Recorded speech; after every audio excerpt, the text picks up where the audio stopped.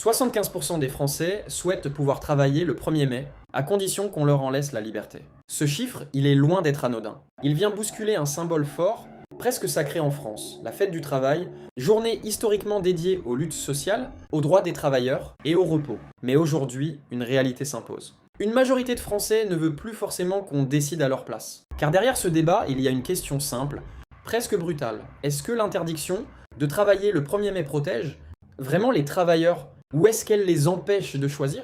Dans un pays où le pouvoir d'achat reste une préoccupation majeure, où beaucoup cherchent à arrondir leur fin de mois, refuser de travailler un jour potentiellement mieux payé, est-ce encore une évidence? Pour certains salariés, notamment dans le commerce, la restauration ou les services, travailler le 1er mai peut représenter une opportunité. Une journée payée double, parfois triple, qui peut faire la différence à la fin du mois. Et pourtant, la loi reste stricte. Sauf exception très encadrée, le travail est interdit. Une règle héritée d'une autre époque, où la protection collective primait sur les choix individuels.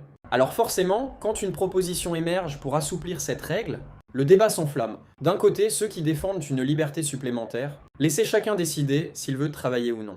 De l'autre, ceux qui dénoncent une remise en cause d'un acquis social fondamental.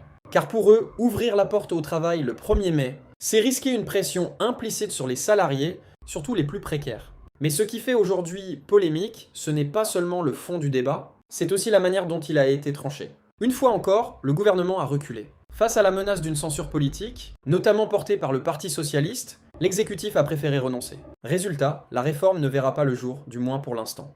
Le véritable Premier ministre de ce pays, c'est Olivier Faure. Une phrase choc qui traduit un malaise plus profond sur l'équilibre des pouvoirs et la capacité du gouvernement à mener ses réformes. Car au-delà du 1er mai, c'est une question politique majeure qui se pose. Qui décide réellement en France? Un gouvernement élu mais fragilisé, contraint de composer en permanence, ou des oppositions capables de bloquer, voire de faire tomber des projets. Dans cette affaire, chacun y va de son interprétation. Pour les uns, c'est une victoire sociale. On protège un jour symbolique, on évite une dérive vers toujours plus de travail. Pour les autres, c'est un renoncement de plus, une réforme abandonnée, une liberté refusée à une majorité de Français qui, selon les sondages, y étaient favorables. Et pendant ce temps, sur le terrain, les réalités sont beaucoup plus nuancées. Certains salariés auraient voulu travailler, d'autres tiennent absolument à ce jour de repos.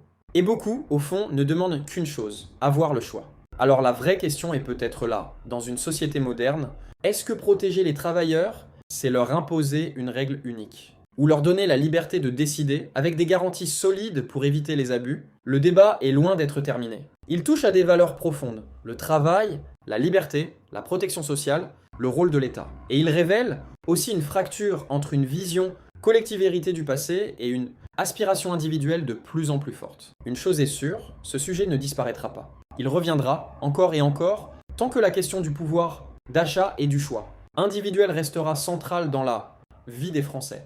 Et vous, vous en pensez quoi? Est-ce qu'on devrait pouvoir travailler le 1er mai si on le souhaite? Ou est-ce qu'il faut absolument préserver ce jour comme un symbole intouchable?